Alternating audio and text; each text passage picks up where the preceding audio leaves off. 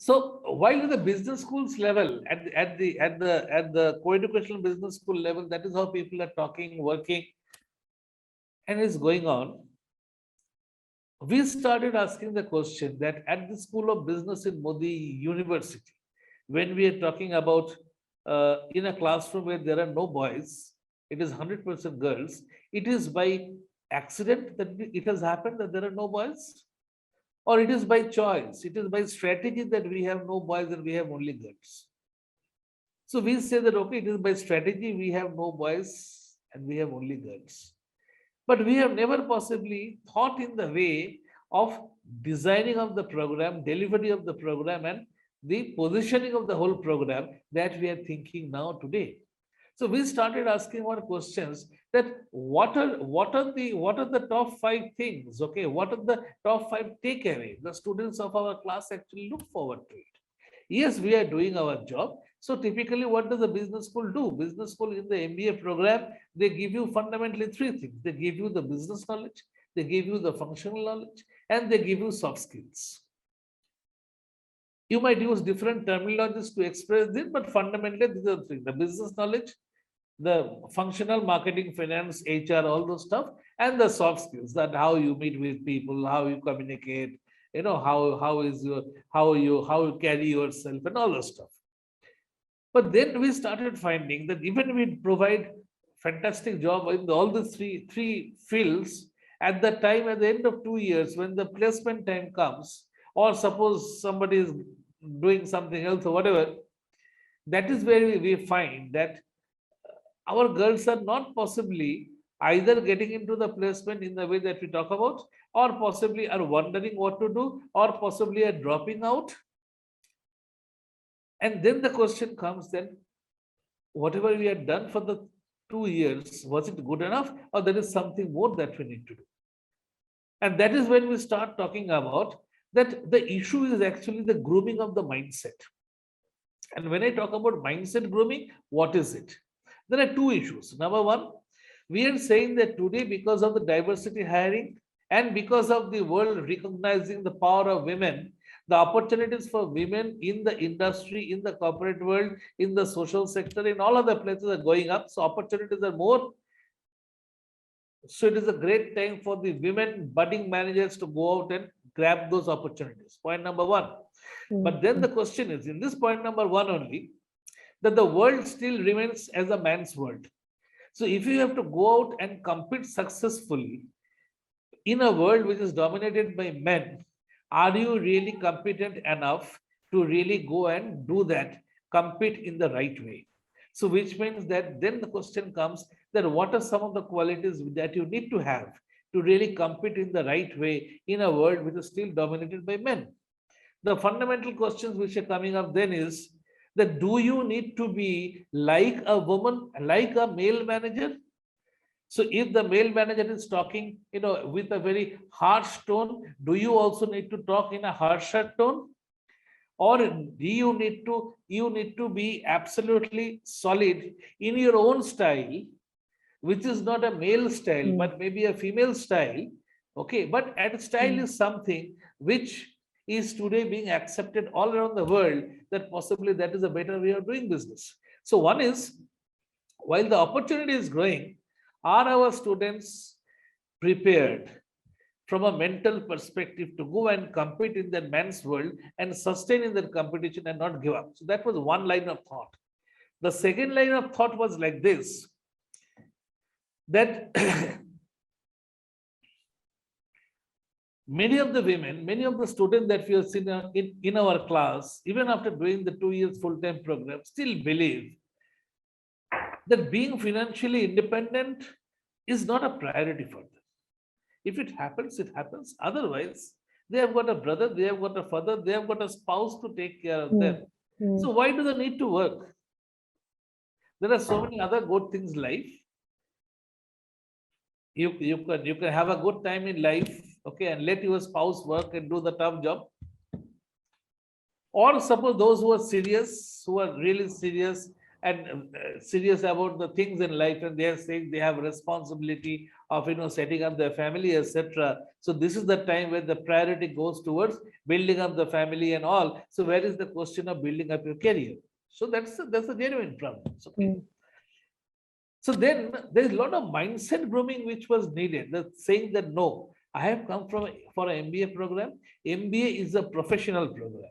So at the end of 2 years, when I go out of this program, I must take certain steps which makes me financially independent. Then the question comes that so that's a conscious thinking in the mind. I need to be financially independent. Then the question comes, what makes you financially independent? So there are three ways. Number one, go for a career, go for a job, go for a career, campus placements, go for that, and go for the best. Okay. Number two is that go for your higher studies, go for a PhD program, complete your PhD program, become academically qualified to pursue a career of a researcher, faculty member, professor, which is also a very nice profession, especially for a lot of women to balance their personal life and professional life. Or go back to your family business, either grow the business or start your own business. If the family doesn't have a business, you can be the first generation entrepreneur to set up the business. You can be at your home and run the business. Okay. It could be that because of family pressures, family responsibilities, or whatever kind, you cannot get into a job now, but you have enough time to do something at home. So you start off something at home, at your some entrepreneurship, some business you set up at home. Possibly you work for 3-4 years. Your CV looks good. That CV starts with saying CEO, founding CEO of X and Y and this, and then possibly you get into you get into a corporate world after 4 to 5 years. So your CV doesn't show that first 3 years you have done nothing. CV shows that first 3 to 4 years you had been the CEO of an institution, you have been the founder CEO, and now there are a lot of examples where you sell off that particular institution that you have set up to some company who buys it out, who buys you out and your business, and also takes you up as the head of that particular business. So you straight away join possibly as the vice president in a new company heading that business which you started off. So we are increasingly bringing in this mindset that, so this is a mindset grooming, which means that no, don't think that you have come here just to time pass. That okay, you will pass 2 years, you will write some papers, you will have good time with your friends, then you go off. No, you need to have a conscious mindset. Just like any boy, when they get into the business school, they know that they have to go and earn their livelihood, either to support them or family, whatever, but no boy is thinking that after passing out, I'll do nothing. Similarly, every girl also has to think like that, that after passing out, I am going to do something and be financially independent. I am also will have an ambition in life, which is no less than that of a boy, and so on and so forth. Okay. Now, this requires a solid mindset grooming. And why? The reason is like this, that even if the girl is too much inspired by these 2 years, whatever they have done, they have made various women leaders who have spoken to them, etc., etc. But when it comes to at the end of 2 years, technically, when what we call that when the tire meets the road, okay, the real test of a tire comes when the tire meets the road. Then you find either you don't feel like getting into that tough job, that why we should do all the take the pains, or you are very keen, but you find that your parents are not permitting, or you find you are fine, your parents are fine, but the social circle in which your family is there, they are not support. How can the girl of our family, our society go out and work? Okay. So there are multiple pressures which comes in, and unfortunately, India is a huge country. There are so many states, so many cultures. Okay. So what we see only in a Bombay or Delhi is not the end of it. If we look at the whole country, social issue is one of the biggest issue which is actually pulling us down. And the challenge before us is how do we actually take on those challenges head on and move ahead. Okay. Now I'm telling you, for a boy, this kind of issues are not there. So when you are talking about a co-educational business school where the focus is on boys, these issues don't come at all. People are only saying, yes, highest package salary, TK, who has got place, TK, fine. Yeah, it has to be a boy. If it is a girl also, fantastic. She has done very well. But nobody is keeping a track that how many of the girls are actually dropping out. But for us, those are bigger issues. Okay. mm, So mm, we realize very well that until the mindset grouping happens in the real way, okay, until the internal passion comes in, that yes, I am going to do it come what may, and if I have to fight with my family, so I will fight that. It's a huge decision. It is very mm, easy for us to say, bhai, tum aisa karo. But it is very difficult for the student concerned to take a stand against the family, society, or whatever, saying, this is my life. I need to go and lead the life in the way I want, in a responsible fashion. It is not mm, so easy. Okay. mm, So mm, there is a tremendous focus that we bring in on this fourth aspect, which is the mindset grooming. So the question comes that how do we do it? mm, So then so if that is there, so what kind of thing that we do? So number one, in our MBA program, we have inserted core subjects like women leadership in our semester one, women entrepreneurship in semester two. We have got a 30 to 40 hour specific core module on women leadership development program. And these are all run by senior women leaders from the corporate world. Besides that, we have got a lot of talks which are happening with the women leaders. If you find, if we are having 100 talks in a year, almost 90 of them will be with women leaders. And that's a conscious strategy that we follow, because we want these women leaders across functions, across sectors, when they come and talk to our students. Essentially, the talk boils down to essentially the journey so far in their life. If they have reached that level of a vice president, director, CEO, how they have done it, what were some of the challenges. And then each one of them, when they tell their story, our students realize that even these women leaders, they also had that tough life. And then the girls realize that it is not a problem only with them. It has been a problem for generations for women leaders. But if they have done it, if they have not given up, the interesting thing to understand is how they have done it. What are the learning that we can get from their experiences? And different story will fit in with the background of different of our students. Every story will not, like strike a chord with each and every student.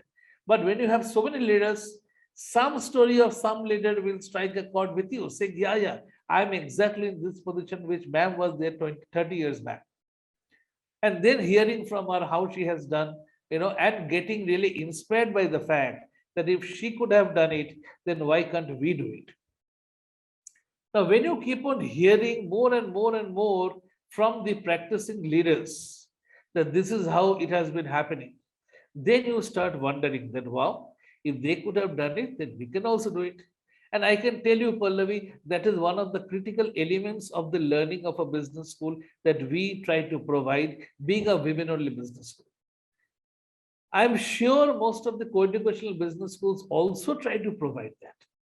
But it is not possible for them to go to the extent that we do, because there the whole system is focused on delivering business, which is very male centric. The students, it is dominated by the men, the boys. The case studies mostly have a very male protagonists. So when are you talking of the women? When are you talking of the female out there?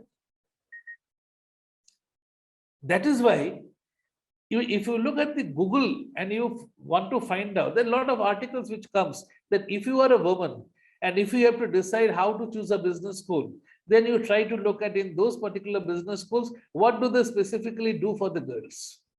So somebody will say that, okay, maybe in somewhere there is a women specific club. Somebody will say that, okay, every month we have a women leader who is coming and talking to us. But those things become one of actions in a day or in a week or in a fortnight, in a month. And then after that, you come back to the mainstream where it is all male centric, if not so clearly articulated, but if since business is male centric, so everything which happens, yes. I mean, you may not think about gender, but whatever you're doing, it is actually focused on the male issues, the man. It is not thinking or talking about the woman. And that is where is the big gap. So even when people are saying that when you, as a woman, when you try to choose a business school and try to find out what are they doing for the women, we are saying that is exactly what we need to do, and that is what we are trying to do in a school of business, which is only for women. And why the two of the things cannot be done together well, it is actually a classic basic management philosophy structure. It is like this, that when you have a low-cost airline like a Air Deccan is merged in a company which is a full-service airline like Kingfisher. So Kingfisher is a full-service premium airline. You have Air Deccan, which is a low-cost airline. You merge the two together. And then you say you are merging them together because you want to be financially more lean and thin. You want to manage your cost well. So then you are saying that internally in the company, you have a same set of people following a same set of structures and systems and process who will cater to two different set of customers whose value propositions are so very different. At the end of it, you end up satisfying none of them, and you are actually digging your own grave, because then both actually collapse. That is exactly happens that if you cannot satisfy two set of clients who are structurally so different, because your internal process needs to be different. So that is why if you are talking about the co-educational business schools, even if they realize that this is what they want to do, it is not possible for them to do it to the extent that we talk about, because you have two different set of customers. For us, we are clear, we have only one set of customers, and not by chance, but by choice, but by strategy. So we are saying that we understand those requirements, which are so different from that of a co-educational business school which is dominated by men. And hence our systems and process we are trying to align in such a way that it addresses the needs of our students who are our customers. And even if it is not so well understood by the students, because many of the times the demands are not very clearly articulated. But when you provide them the solutions, the customers start realizing, yes, this is something which is making sense to us. So here we are saying that we try to understand that what are those demands, either clearly stated or not stated. And we are trying to meet those, we are trying to see how we can fulfill those demands. And we are having a set of systems and processes which are aligned to that. And that is exactly what makes, I will say, any women-only business school so different from co-educational business school. And I'm qualifying my statement because I do not know how many of them actually women-only business schools think in the way which I am actually sharing with you. Because if we also have not thought in that way, then it was like saying that you have a four-wheeler car and one wheel goes out and it becomes a three-wheeler. Now, a four-wheeler car, one wheel go doesn't become a three-wheeler, because a three-wheeler structurally is a very different kind of a vehicle. Similarly, to a three-wheeler, you add a vehicle, you add a fourth wheel, it doesn't become a four-wheeler, because a four-wheeler structurally is a very different kind of vehicle. Now, this understanding is very critical. If you understand this very well, then I am damn sure that all the women-only business schools are actually very much different from a co-educational business school. But if you are not understanding, then you are not different. Then you are not different. We feel that we understand that. We feel that we are trying to do our best. But we are not saying that we are 100%, we have done it, because it is a very challenging journey, I must tell you. Many of the times, possibly you realize that you need to be different in X, Y, Z ways. You need to deliver in a very different way, but you fall short in wondering, how do I do it? Am I doing it in all the places? I'll give you one example. Like I think last year or year before that, in marketing management, I was teaching an elective course in the second year students called B2B marketing, or business to business marketing. Okay. Now, in marketing, there's a chapter called consumer behavior, and where we are all trained to understand that when you talk about a retail consumer, okay, consumer like you and me, There is so much difference between a man and a woman, which means how a man buys a sari versus how a lady buys a sari. Those are very standard things. A lady might spend 1 hour to choose one sari, whereas a man might buy 5 saris in 3 minutes. Okay. So it all depends upon how you look at things. Okay. So how a man versus woman looks like in terms of purchasing. But the philosophy is that this kind of differences do not come into B2B marketing, because there it is a corporate who is selling a particular product to a corporate. So suppose an IT company is selling IT solutions to a hospital, which is trying to suppose install some IT solutions to make it process much better. But so when I was teaching that particular subject, I was wondering that are there some areas where again this gender issue can come in and can be a good case study for us. And interestingly, I found out some very interesting stuff. It was like this. I think it was a case of this consulting company, Price Waterhouse, who have mastered one particular IT solutions, I think, for one particular sector, maybe the hospital sector. I'm not very clearly recollect, but more or less the story is like this. And this team of the IT team of PwC, possibly it was the consulting firm, who have sold that product to a number of hospitals, and they have become a master in that. They have a solid sales team of 3-4 people who go and do the pre-sales presentations, and after that, and they have been master in that.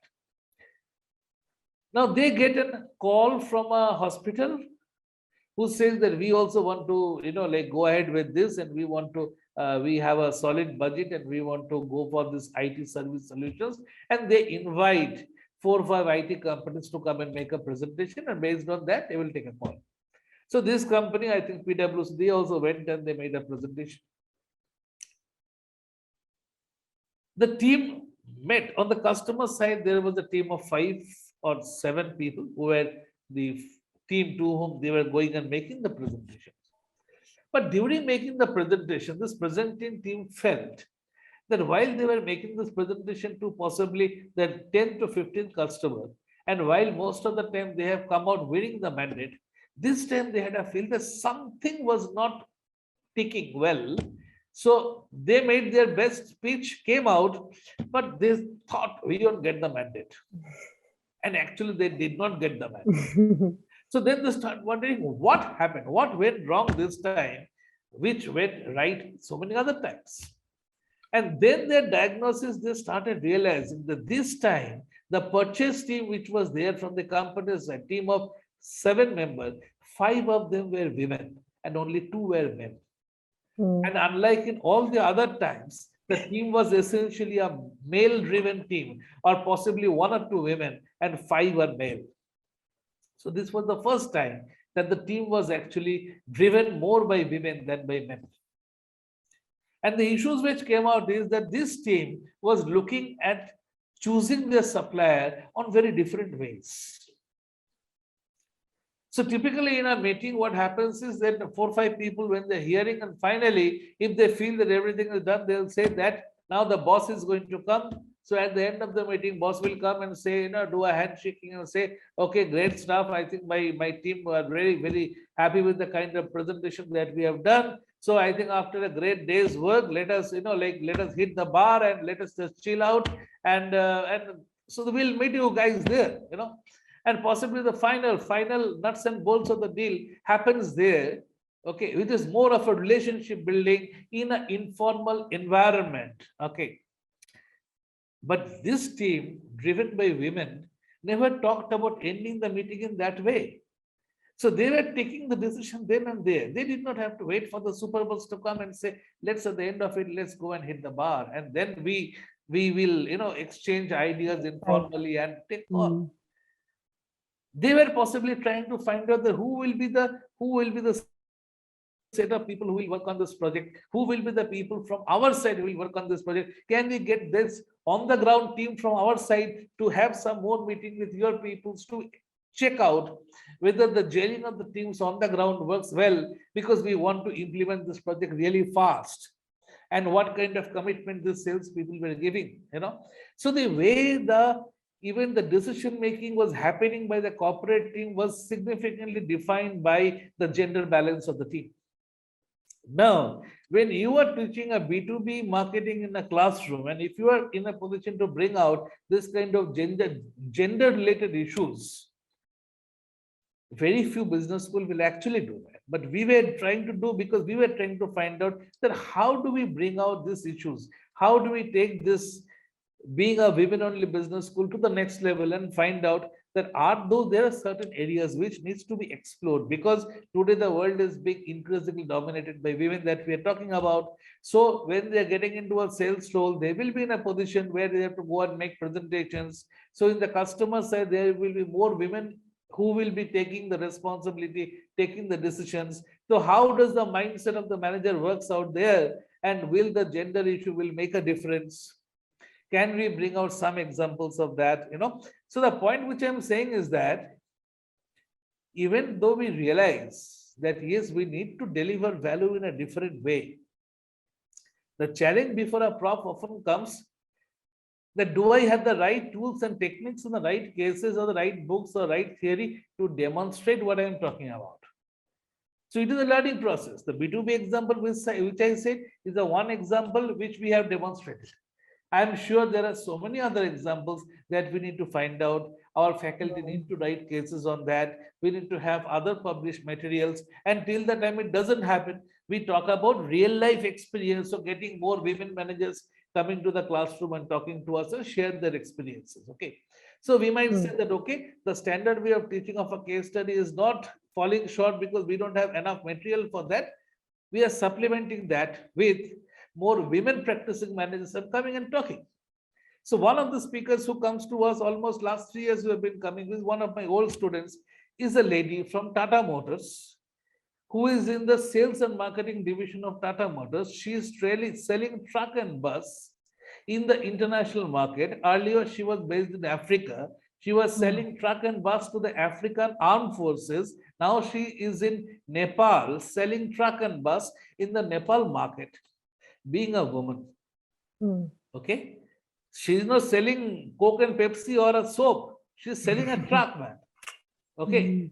So the fact when you are trying to say that you are relating such a tough product, you typically relate such a tough product with a guy because you feel a truck is masculine, a soap is feminine. Okay. But here you have a product which is so tough, but it is being sold by a lady. And then the question comes that what it takes to sell a truck. Is it actually muscle power, or is it actually your brain power? Okay. Is it your communication skills, or is it your capability to push things? Okay. Because you are selling a truck.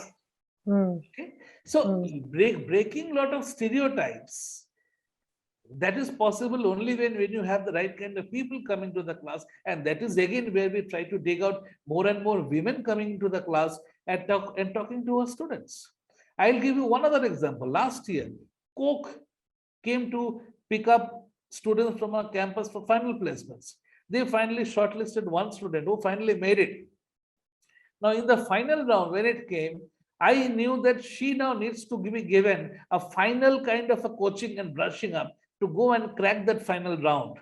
So what I needed, I looked at what is the JD, what is the job description. So it is a sales role. So typically some sales manager with 3, 4, 5 years of work if he can come and tell this lady that, okay, what it takes into that role and give her a kind of an insight, she will be really ready to go and crack the final interview with Coke. I got 2 people talk to my student, but both the people were women or not men, and I had to choose that consciously. So I chose one of is the ex-student of mine who is in Asian Paints for last 8 to 9 years in a sales role, and she is leading a team. 2 days back, she posted a picture of her team in the Facebook. She is the only female surrounded by 30 male. So I asked them, how many of them are you seniors, how many are juniors, and how many are your same level? So she says, sir, there are 2 who are my bosses. There are 15 who report to me directly, and 15 plus to 17, and there are 7 of them who are at my level. Okay. So I got that particular student of mine to talk to this girl, And I reached out to some other young manager who was not my student, but I just reached out to her. She is a product for MDI Gurgaon. I think she was in Rekit Benkaiser, which actually sells this Dettol. It's very well known for that. Okay. And then she made a career move somewhere. She was in the hardcore sales role. So she actually, I told her, ma'am, can you talk to my student? And she was so excited. So she spoke 1 hour to this student. Okay. And then finally, when this girl says, sir, I'm now feeling so confident, having spoke to these 2 women leaders who are just 5 years senior to me, but they are actually doing that role. And she walked away with that particular job. And the feedback from the company was also they have selected 2 students, one from our institute and one other from some other business schools. Okay. That was a boy. There they have some 25, 30 people. From there he picked up, that was a boy. And here it was only one student, and that was a girl, and she scored more than that boy.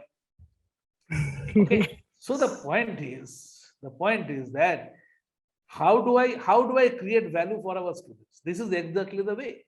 If we had not thought in this way, that now if this lady has to get into the role in Coke, in hardcore sales, don't think that women are not good for sales. They are good for sales. You need a role model to tell them that how they have been doing it. And so you learn from that. So one of the big pluses comes when you're talking about a women-only business school is the right kind of networking that you develop with other women managers and leaders. They can be your own alumni. They can be other women managers from the corporate world. But a woman loves to support one other woman. A successful lady wants to support the next generation, so that the community of successful women managers become bigger and bigger. So the networking with right women, successful women managers is one of the big things, okay, that a women-only business school can bring in. Okay, I'm not saying that it is not important to network with a man, because in the corporate world at the end, there is no gender issue. It is actually your brain power, not the gender power. Okay. But being a woman, you need to be prepared in this very different way, because the context is so very different. Once you are prepared for this, then you go out in the field, and that field is dominated by men. And whether it comes to selling trucks or selling Coke, it doesn't matter. You are ready for that. Okay. But if you are not getting that kind of a platform to prepare yourself, that is when possibly I think that a women-only business school creates a value, provides that platform, which is not possible to get in a co-educational business school. Absolutely, sir. Okay, so I just went on and on. I have no clue of the time, so you tell me what next I can talk. It was such a holistic answer that it has almost covered all the questions that I had.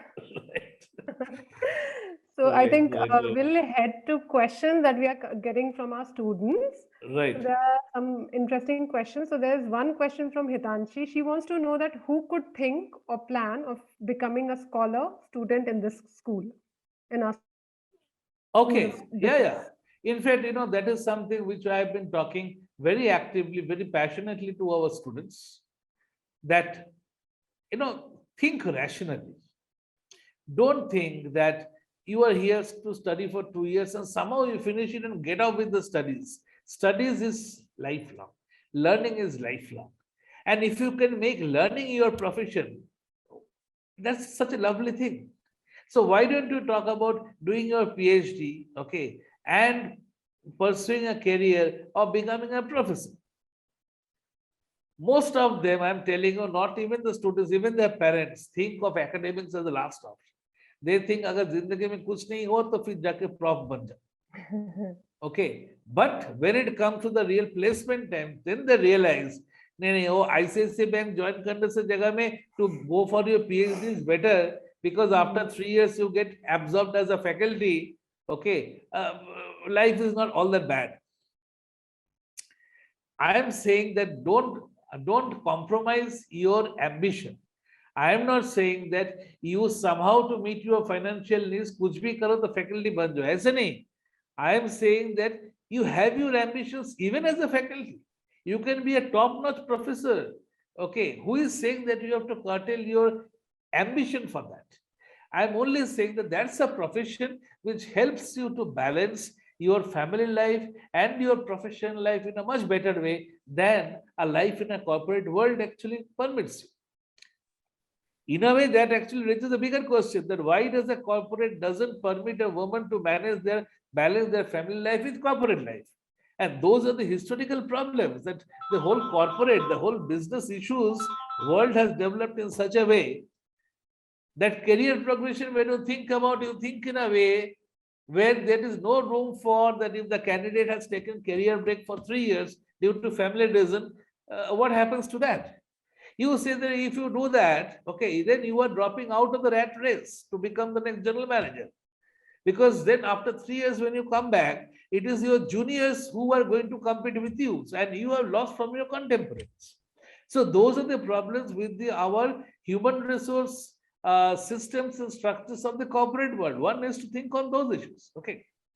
But till the time I am looking from the student side, I am saying that if you take that as sacrosanct, then there are opportunities where you can balance your personal life and professional life if you want to.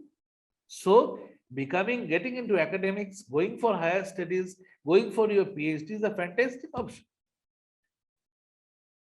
So the point is, one needs to have a little more broader perspective. So I tell often my students, and now that you are here, you have done your hard job of getting into the Modi University School of Business Management program. You have gone through a tough time. Now you are then in here. Take a deep breath and start asking yourself those fundamental questions. Don't try to rush through things. Don't try to say, how do I finish this couple of courses, finish the midterm, end term, great, forget it, somehow, tuck, finish. Summer placement, final placement, I'm out of it. Oh, I'm so happy in life. No, you are never happy in life. Because most of them I have seen, when they decide to go for a PhD, is actually when they face the rubber on the road, they realize the tough work, and then, sir, mujhe PhD karna hai. But we have some classic examples of our alumni who have done it by choice. One of our alumni, 2007-9 batch, Dr. Anamika Chauhan, did her MBA from here, got into the corporate world, worked for some years, set up her own some small school. Then she got into the PhD from IIT Bombay School of Business, School of Management Studies in the field of knowledge management. Today, she is an extremely successful life coach. She is a founder of her own enterprise called Magnificent You. If you look at the Facebook and all, I mean, she's flooded. Her training programs are, like full. The kind of testimonials that she get from different kind of, participants from all walks of life. They say how ma'am has made a difference in their life and this and that. And she is earning much more, I'm telling you, than many of the pass outs of the top business schools. So even doing a PhD doesn't mean that you have to become a prof. You can actually be a consultant, you can be an entrepreneur, you can set up something on your own. So even that funda of what entrepreneurship means doesn't always mean that you have to set a factory. You can also be, any soft consulting firm, your life coach, business coach. There are so many options today, starting off on your own. And there are our examples who have done that. We have one of the alumni, very successful, your IMS University in Dehradun. She is a professor marketing and dean career placements, career services, Dr. Swati Bisht. She is our alumni. She is our student from the 2001-2003 batch. There are a couple of others who have also done their PhD in between and become a faculty members at different institutes. So it is not that we have not produced. There are some who are conscious, who have done it. So that's it. So it all depends upon how you look at life, how you talk to various people, how you understand. The problem is that people always get into the rat race. That, oh, that business school, they are saying highest package is 20 lakhs, humko bhi 20 lakh chahiye. Many times you do not understand that what is the component of the 20 lakhs. Out of the 20 lakhs, possibly 12 lakhs is variable because it is in financial services. It is only 8 lakhs is fixed. Out of that also what comes to your hand is possibly 40,000. So 12 into 40,000, say 50,000 is 6 lakhs. Okay. So many other components are there. Many other corporates where even your tea, coffee, all these things get valued. So the cost to the company, it is not so that people who are in human resource will understand the difference between the salary and CTC. So it is important to break down all this and then look at the numbers and then decide for yourself that, okay, all that glitters is not gold. And all that doesn't glitter also can be gold. Absolutely so. Right. Sir, because we are running short on time, so I'll just take two more questions. So one is from Ayushi. It is, how is the School of Business going to help her grow? And the second one is, why do we need more women leaders? Any specific reasons? Okay. First question, how will it help? It Her depends growth, on, how will it help her? It depends upon what she wants in life. Okay.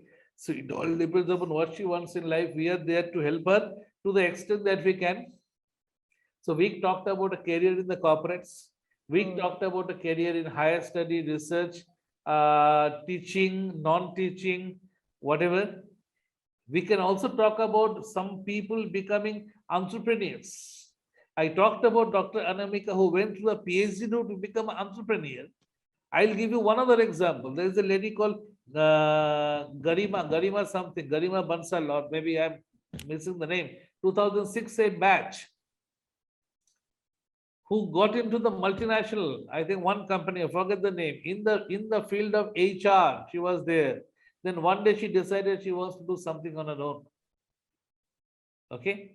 There were some family issues and she got married, she had a child, whatever, some trigger points which made her think that why can't I set up my own cow farm? So she and her husband, they bought land near Dehradun. They set up Vatsala Gir cow farm. They have today got 35 to 40 cows. And they are actually in that business, okay, selling milk, ghee products, etc. And every line there are so many new business opportunities. So even for a cow farm, one of the new business opportunities in the field of travel and tourism. So cow cuddling, go and hug a cow. That is a new business opportunity. People are paying dollars to go and hug a cow. Okay. So in their cow farm, even cow cuddling also coming up in a big way.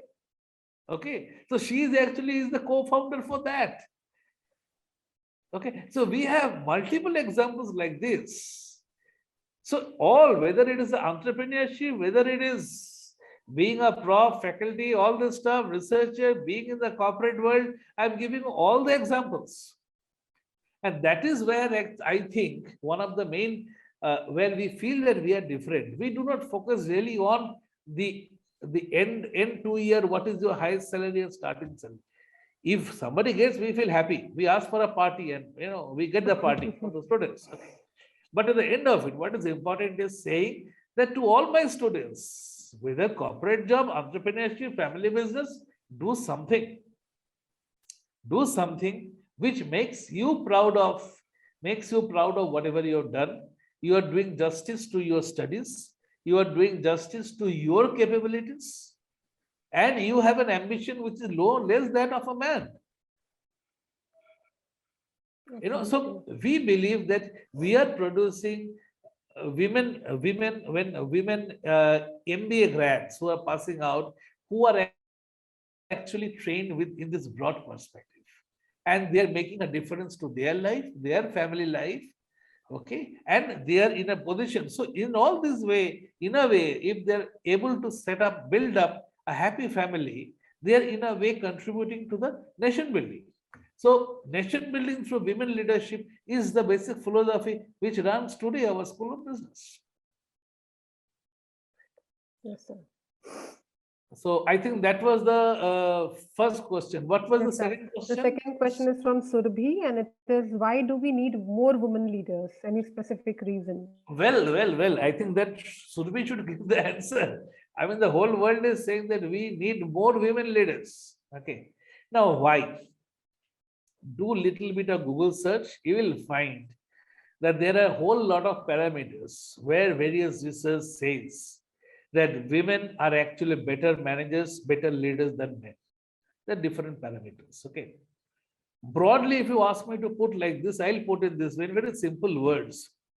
That industry, if you look at in the earlier days, industry in the earlier days was being driven by brute power. So the muscle power was more important. Okay. But today, if you look at industries increasingly be driven by the soft skills, by your brain power. Okay. So when is that kind of stuff, you need a different kind of skill sets to lead your team, which is not just by pushing, which is not by like using the choices slangs of the world to push these people, but it is actually making them work in a team, taking them along, being more empathetic, working together, looking beyond your personal gain and saying that what am I contributing for the society, for the nation. These are qualities where women score much better than the men. And today we are interestingly in a time where these are the qualities which are actually being more sought after. 20 years back also women were like this only what to today, and men were like this what we were today. But 20-30 years back the industry requirements were very different. Today, even if you talk about, I mean, say 30 years back, who thought that in a factory we will have women workers who are working in a factory? No. But today you have got a lot of women workers, women managers who are getting into working in a shop floor. Because today's shop floor is very different from shop floor of 30 years. Because of artificial intelligence, machine learning, and like other kind of technology which has come, even the factories are making so much automated. It is much less of driving a set of people. It is much more using the brain power and taking the team along, empathy, okay, understanding, motivate, that is the way to drive the people. And those are areas where women actually have a natural edge over men. Plus, there are other factors. Okay, they are multitaskers. They understand being a woman, being a mother, being from the family. They understand the people's psychology and their problems. So when you are empathetic to your people, they become more loyal. Okay, so they become more dedicated. So these are all issues which is important for building up a great institution. And there are more studies which actually says that when you have more women managers at different level and way more women leaders, ultimately it results in improved financial performance. So there is some kind of correlation has been brought in that more women managers burn, more women leaders improve financial performance. So in business world, everything boils down to finance, money.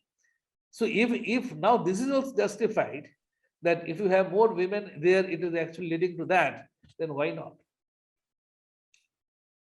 Okay. And from a social angle, if you talk about, there are statistics which say that the global GDP can be doubled, which I started off by saying that if all the educated women actually get into the workforce.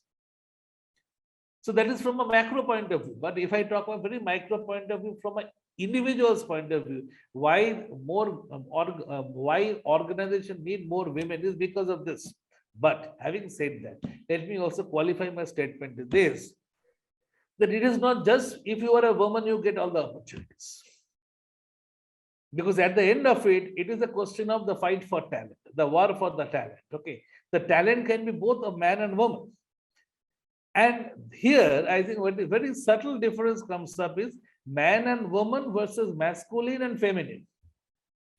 So I think it is more of the word feminine, more the word soft, which is more critical today rather than being just a woman. And that actually takes you to a much bigger pedestal, saying that even there are men who are possibly having much of the softer side, more loaded towards that, they can also make very good managers. So it is not just women.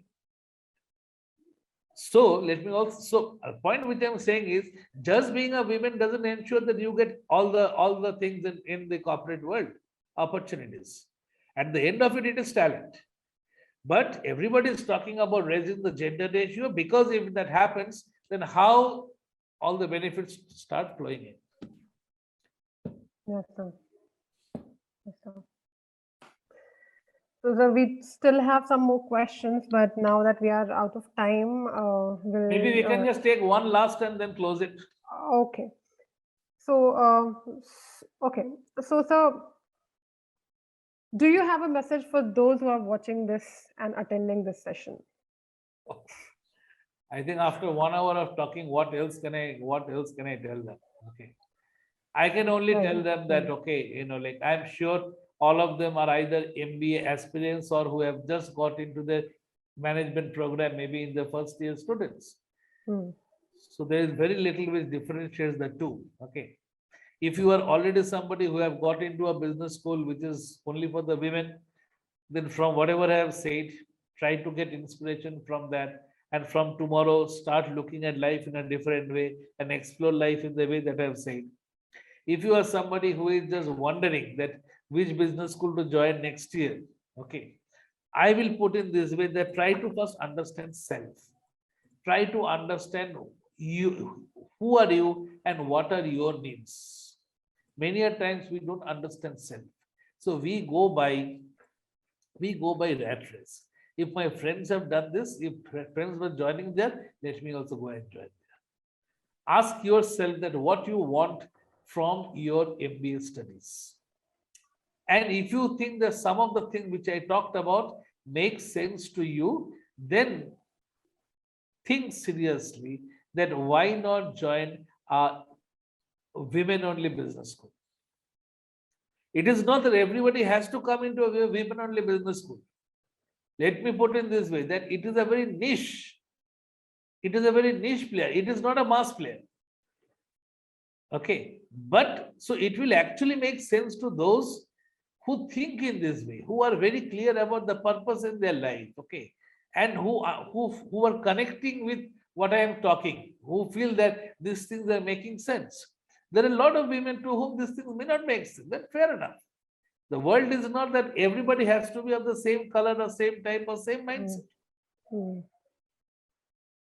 Okay. So it is only our job is to just make things more transparent and just spread the word so that people become conscious of this kind of thing, because I am very sure very few people will talk this kind of a story which I shared with you. When you are talking about choosing a business school and all, there are very few this kind of stories you will hear very less.